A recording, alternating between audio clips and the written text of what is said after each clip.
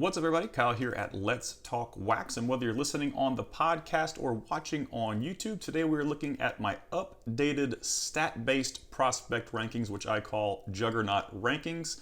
Now, these are rankings that are based solely on the following stats, which are age level, weighted on base average, stolen bases per plate appearance, K percentage, swinging strike percentage, and WRC plus. Now, I had some questions over on the Patreon page. Last time I did these, I actually posted them a few days ago. These are available over on my Patreon page. You can actually see the entire rankings of all the prospects. We're just going to go over the top 10 in this episode today. But I had a question about basically what are the Juggernaut rankings? Are they predictors for future success? Are they your opinion of prospects in general?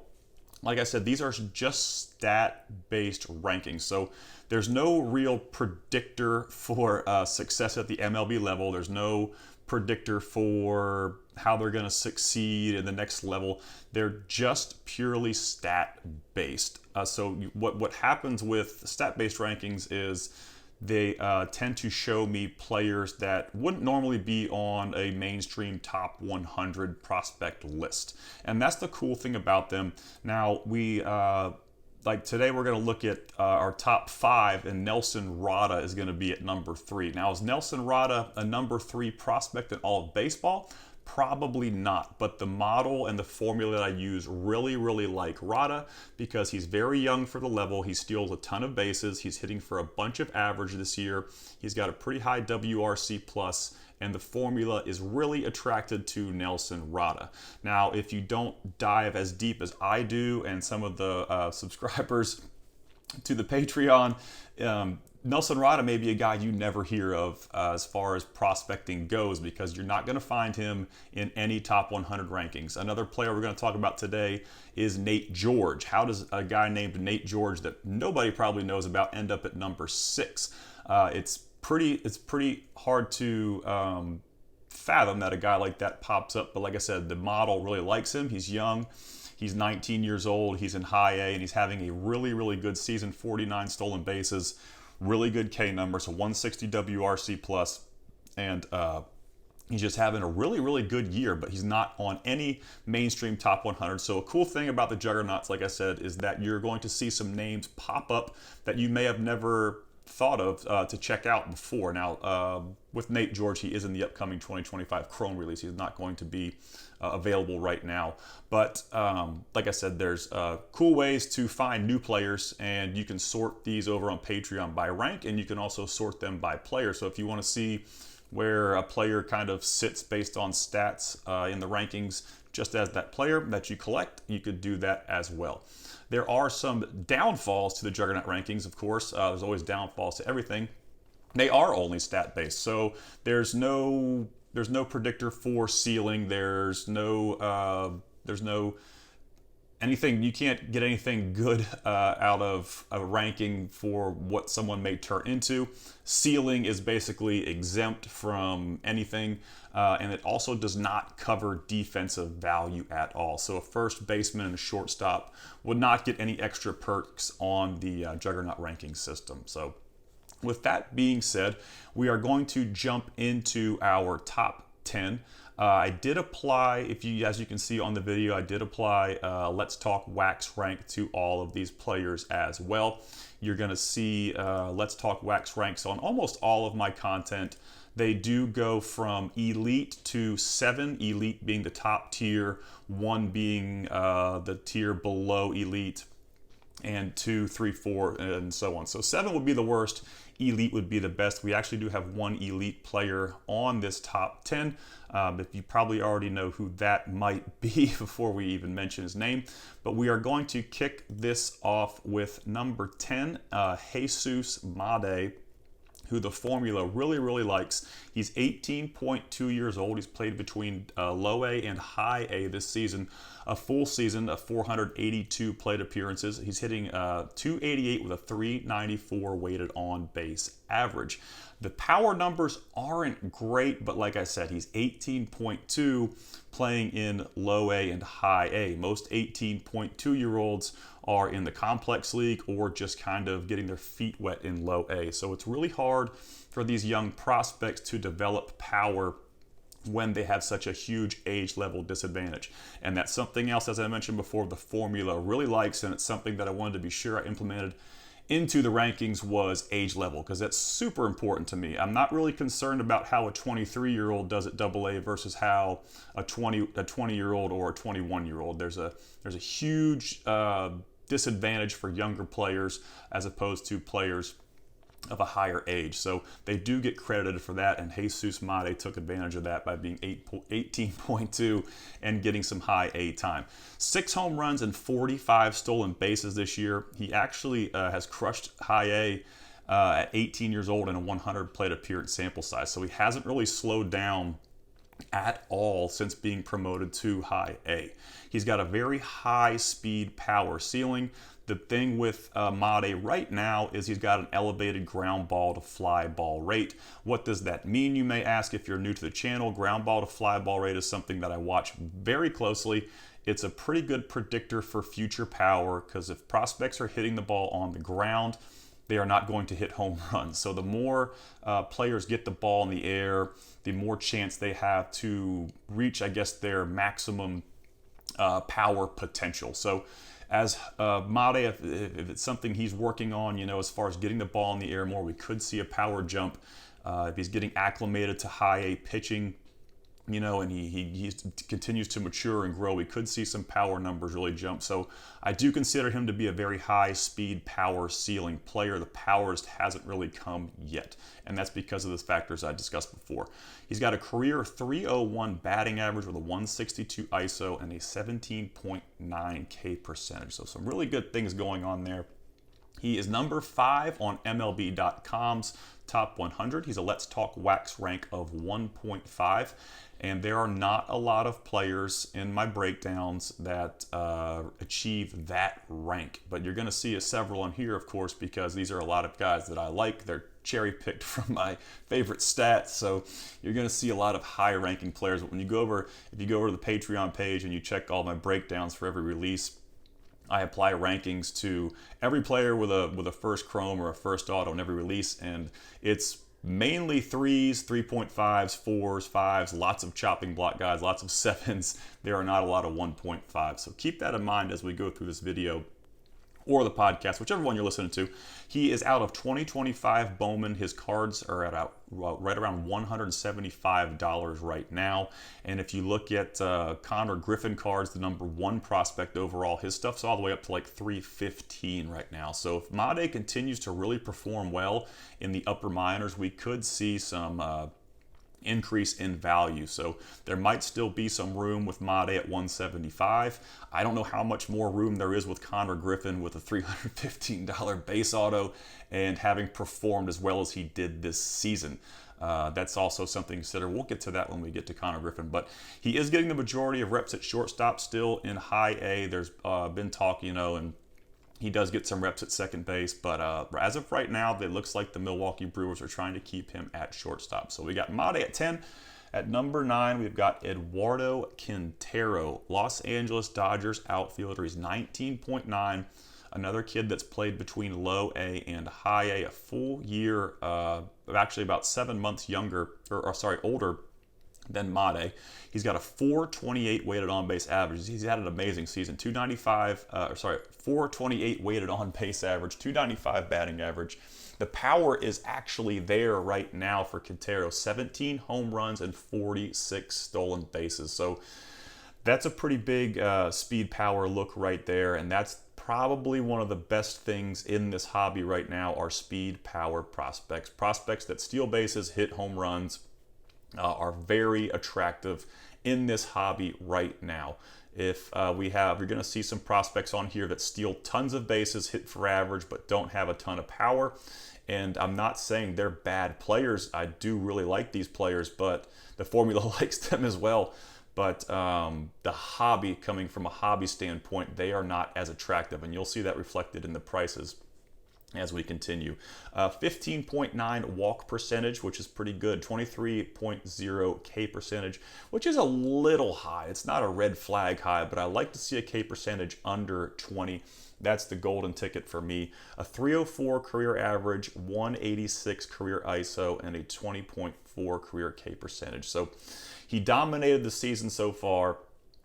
His K numbers did kind of elevate in high A, and the numbers I'm giving you for the podcasters, these are 2025 season stats. So these are not necessarily separated between the levels they play at.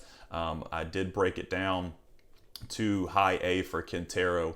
He did have some extra swing and miss in high A, but he still held really good swing strike percentages. So maybe just a little bit of an acclimation period there. And as I mentioned with him, super high speed power ceiling. He's number 53 on MLB.com's top 100. He's a Let's Talk Wax rank of 2. He is out of the freshly released 2025 Bowman, and he is about a $70 auto right now. And all my comps are base autos, non-graded. So keep that in mind as well. Something I assume you guys know some things when I talk about them on the channel. And I do a bad job of trying to help new subscribers navigate all the stuff that's going on, because prospecting is very overwhelming when you first get into it. And that was the whole reason for starting the channel, was to kind of help new prospectors just navigate all the stuff that's going on, navigate the releases, navigate the market, navigate the stats, because prospecting is our niche at Let's Talk Wax. That's all we really do. And it's the most fun part of the hobby for me. So that being said, we'll jump into Max Clark at number 8. And this guy's just really good all the way around. He does everything really, really well. He has amazing swing strike data. He's got a 6.5% swing strike percentage in 2025. And swing strike percentage is when he swings.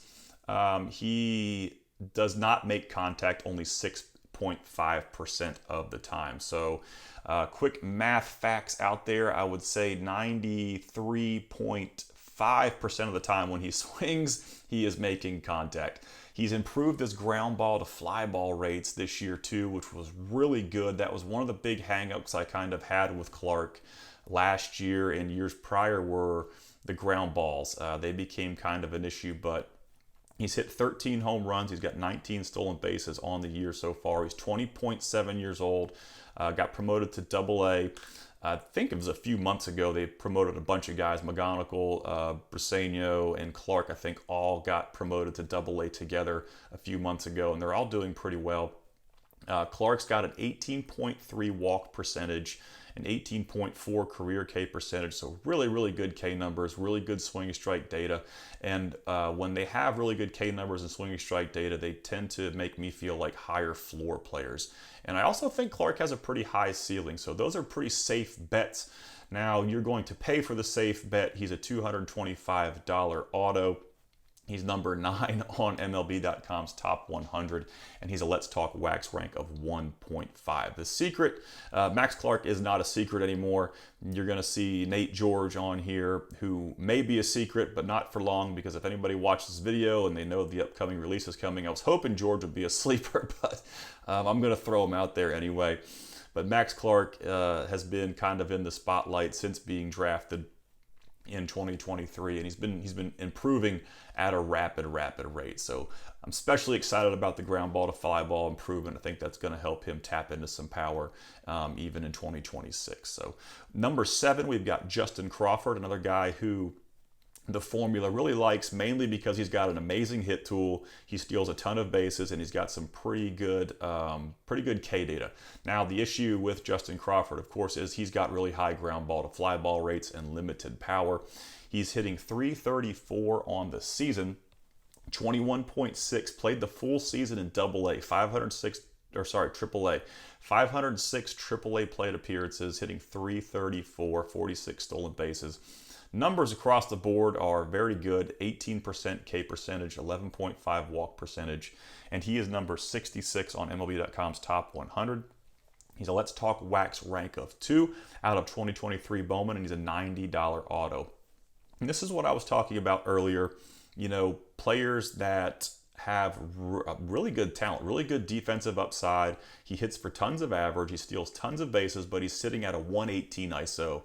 And he's a $90 auto. And if you compare him to other players that do the same thing with power, those autos are that you could almost, if Crawford had a 190 ISO and had 14 home runs and 46 stolen bases, he'd be a $150 auto. But due to the fact that he doesn't have a ton of power, the hobby just doesn't really buy into the plus contact, speed, and defense guys. It's a shame, but that's just the way it is. But Crawford's still a really good player that the formula likes a lot. We've got Nate George at number 6. Baltimore Orioles center fielder. He's 19.2. He's played between the Complex League and High A, so he's played across 3 levels this season, 354 plate appearances, a 430 weighted on base average, a 334 ISO, 5 home run average, 149 ISO, 5 home runs, 50 stolen bases. And it's his first season, so his career numbers are the exact same as his season numbers. But he climbed 3 levels and made his pro debut in High A at 19. He's got lots of speed. He's a contact guy for the most part right now with good K numbers. And he's one of the players that I talk about power ceiling, power dependent ceiling for Nate George. How much power will Nate George get to in the next 2 years? Those are going to be the pivotal years when he's in High A, Double A, when he's between 20 and 22.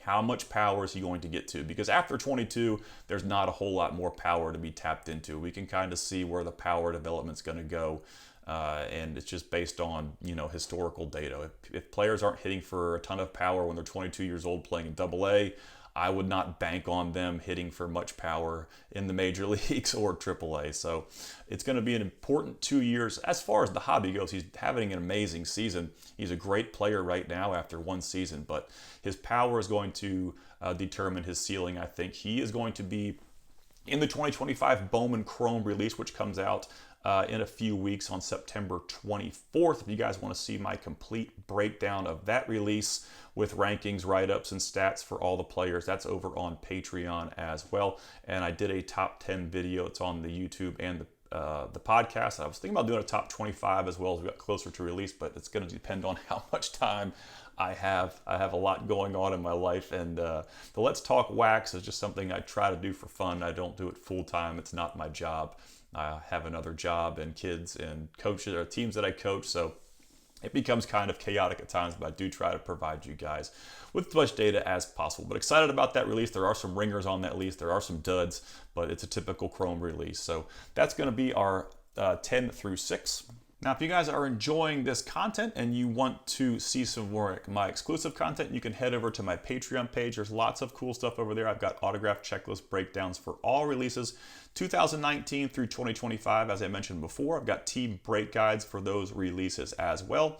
Every year I'll put out a top 150 Bowman Chrome autos list to start the season, so you guys can see who may be some sleeper prospects going into the next season. You get early access to all of my YouTube video information, YouTube videos, podcasts, and articles, so you get a sneak peek 48 hours before anyone else does. And you also get access to my Juggernaut rankings that I update pretty much monthly over there on the Patreon page. If Patreon is not your thing, we also have a private Discord server where we host daily prospect news, hobby insights.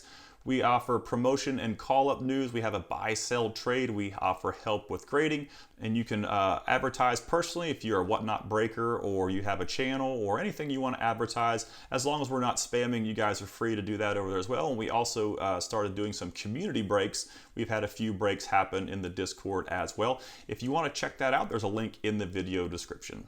That's going to bring us to our top 5. We've got 3 names that most of y'all are probably going to be very familiar with, and we've got 2 that some of y'all may not. And as I mentioned before, this is what the formula does. It finds players that are really good players, have kind of outlier stats, and it puts them at the forefront as well. And you can see AJ Ewing and Nelson Rada. I spoke on this earlier. Are they the number 3 and number 4 prospect in all of minor league baseball? Absolutely not. If I had to use my personal rankings, they would not be 3 and 4, but that's what's cool about the formula is it shows you some of these guys that you may have never heard of if you're kind of new to prospecting and you're in the beginning stages. And even if you just collect certain players, if you have some AJ Ewing autos lying around and he pops up on a stat-based video, he may be some guy, a player to pull out of your box and check, maybe get some cards graded, whatever. There's a lot of uses for this Juggernaut ranking system that you could apply to your everyday hobbies. But like I said, there are Nelson Rada and AJ Ewing number 3 and 4 in all of minor league baseball. Absolutely not. You're not going to find them on any top 100 list probably that are very popular and promote a top 100. Now, I wanted to mention also before we get into our top 5, Samuel Basallo would have been on this list. Sal Stewart would have been on this list, but they were both called up recently. And I did want to put them on a prospecting list knowing that they were at the major league level right now. I wanted to throw some more prospects on there. It allowed me to get Quintero and Made on the list and kind of talk about them because everybody knows Basallo is really good and everybody knows that Sal Stewart has been really good. I've talked about him a lot on the channel, but it's cool to talk about some new players. Now, Luke Adams is usually a top 10 on this list as well. He would have been in the top 10, but he's been hurt for a long time. He just got back into action after 2 months off, so his stats haven't really changed since the last update. And I didn't want to give him credit for continuing to perform well when he's been out of action for a while and hasn't had a chance maybe to hit, you know, kind of a low as opposed to hitting his peak. So there's been no real change since June, so I did take Luke Adams off the list, but he does score very well on this Juggernaut ranking system as well. But we'll start with number 5, Walker Jenkins. One of the most popular players probably in minor league baseball. He's number 14 on MLB.com's rankings. He's a 1.5 Let's Talk Wax rank out of 2024 Bowman. His cards are at $150 right now. Which is it's a price you see with players that are of Jenkins caliber. They haven't quite exploded yet like Connor Griffin, but they aren't quite sitting in the Edgar Quintero range where people really aren't sure if he's going to explode. I think what makes Jenkins so appealing is his floor. The only real issue with Jenkins is the possibility of being a corner outfielder and his injury history if he can stay healthy. So if you look at the price of a Connor Griffin auto, and that's Connor Griffin base auto 315, that's like peak for me. And that's the peak for Connor Griffin as well. And I don't think you can get much better numbers for the season he's had at 19.3. I really don't see many base autos going above $315 unless a player gets to the major league level and absolutely dominates at that level as well. So could there be some room for Jenkins? Obviously, there could be. If a base auto can get to 315 with a prospect, there's a possibility that Jenkins could get there too as well. He's got enough talent to, but like I said, that's a chance that you take with prospecting. There's no guarantees, but he is expensive. And the thing I like about Jenkins is the floor here as long as he can stay healthy. 20.6 played between low A and triple A. Only had 304 plate appearances. I did cut my Juggernaut rankings off. You had to have at least 150 plate appearances. I didn't want to put a bunch of people that were injured, but I didn't want to exclude DSL players. And DSL players usually flirt right around that 150 plate appearance line. So I didn't want to exclude them. So I did make the cutoff 150. He's got a weighted on base average of 406, a 289 batting average, 167 ISO on the season, 8 home runs, 14 stolen bases. Really good K numbers. He's got great K data. Another reason why I like the floor here, he's got a career 297 average, 169 ISO, 14.9 career K percentage. And I think there's a contact power ceiling here. I think a lot of what's going to happen with Jenkins is how much power he's going to get to. You know, Connor Griffin has 19 home runs, which is why he's the $315 auto with 64 stolen bases. His numbers are outstanding. Connor Griffin's kind of in a league of his own in 2025. No telling what happens next year, but he's standalone. You know, McGonicle's got amazing numbers too, but he's 21.1, a little older than Griffin. So Jenkins is going to be a power-dependent ceiling guy, but he's very low risk. He's got a very high floor. And as long as he can stay healthy, I do think we're going to see him at the major league level at some point. And what a prospect does at the major league level is almost a coin flip. It's very hard to determine success at that level. With prospecting, I usually tend to sell right at call up. I am not a risk taker, and I feel like that is peak for most players. So I am a call up seller. When I would collect and I would get information of a call up, I would immediately list all my stuff on eBay for that said player. And like I said, sometimes I lost. They became great players. Sometimes I won because they didn't become good players. But at call up, it was an insta sell for me. So depending on how strong of hands you have with this hobby, that's completely up to you. I cannot tell you as fact which is better and which is not. So AJ Ewing, we've mentioned him a few times. Most stolen bases on this list at 69 and hitting .322 between low A and double A at 21.1 this year. So a really good season for Ewing. No power to speak of. He's got a 116 ISO. He's only got 3 home runs and 500 plus plate appearances. So that's not power by any means. And that's the look you're going to get. He's got plus K data, an 8.5 swing strike percentage, elite speed, contact first, and no power. And that's the reason he's a $35 auto. If he had, I said it before, if he had 20 home runs, he would probably be a $150 auto because the power just really tends to sell in this hobby. Now, the cool thing about Ewing is he is at peak price right now. His cards are at their absolute peak that they've been at since 2023 draft released at $35. So if you've been holding on to any AJ Ewing, now may be a good time to sell, or you could hold until he gets his call up, which I do think there's a place for players like this at the major league level. It's not easy to get there without any power, but we do see it happen sometimes. So you could hold till call up. You could sell now that he's having a really good year and he's getting some traction. So that's another thing that I can't tell you is fact. It's completely up to you. I can't predict the future. And that's what's fun about the hobby. You just never know what's going to happen with some of these guys. We've got a very similar prospect in Nelson Rada, but he is a full year younger and he's made it all the way to AAA. The Los Angeles Angels do not hesitate to rush young prospects to the upper minors. Rada's been challenged age level since he was signed. He's always played well below his age level. He's contact only, a .291 batting average, 51 stolen bases. He's got the lowest ISO on this list. He's only hit 2 home runs and 509 plate appearances.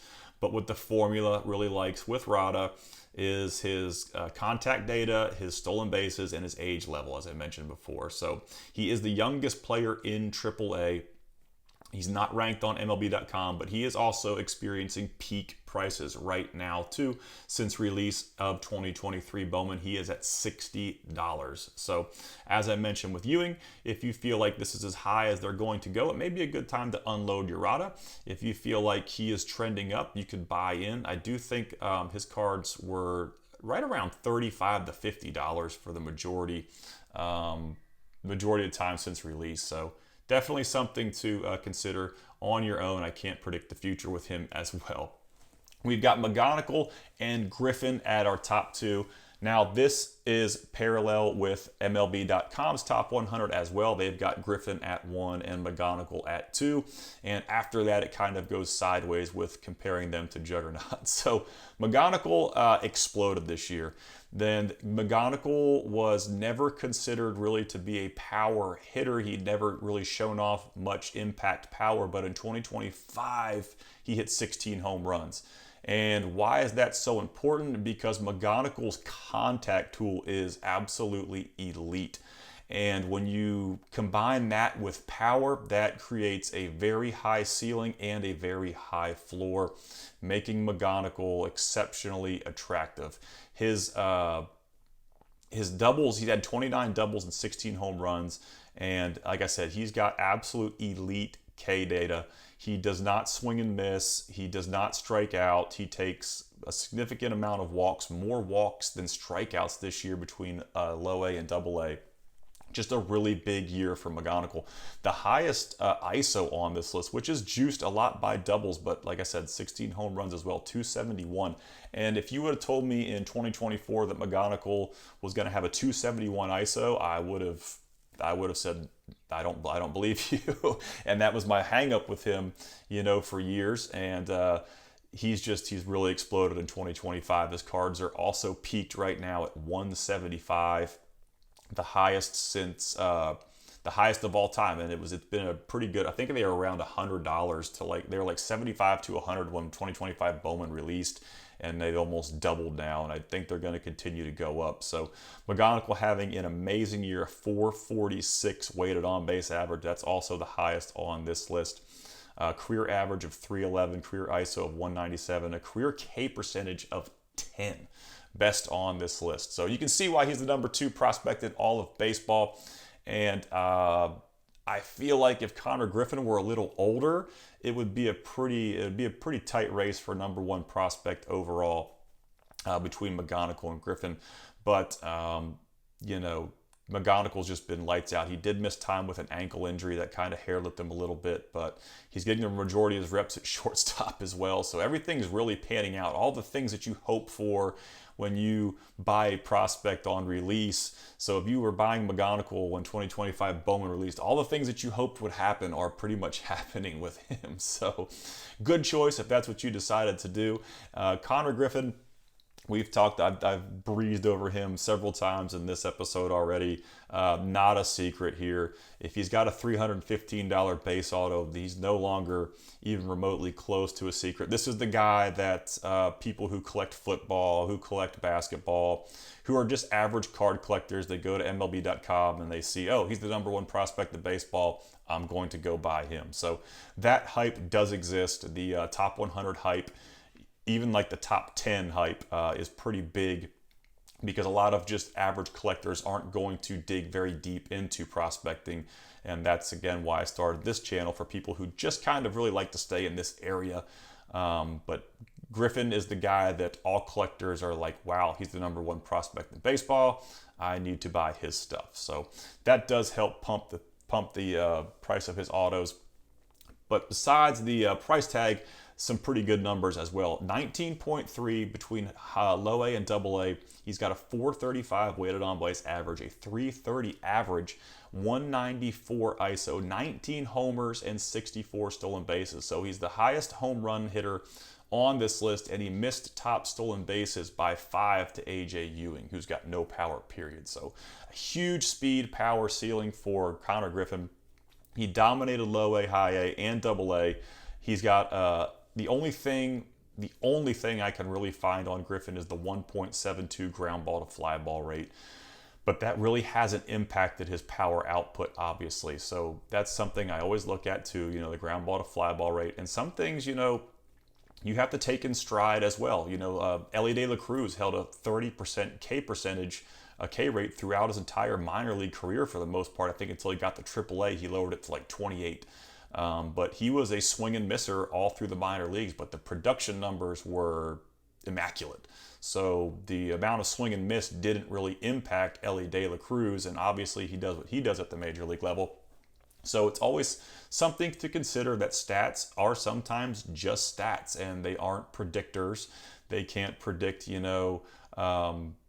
whether somebody's going to have success, because Elly De La Cruz is a perfect example, and Connor Griffin's an example of a guy with a high ground ball to fly ball rate that hit 19 home runs this year at 19.3 across 3 levels. So another thing I like about this hobby, there's so many variables. I mean, there's so many ways to lose, and there's so many ways to win, and it just makes it fun and keeps it interesting. He is number 1 on MLB.com's top 100. He is the only elite prospect in any of my content, on any of my breakdowns, on any of my rankings. Connor Griffin is the only elite player in minor league baseball that has the Let's Talk Wax rank of E.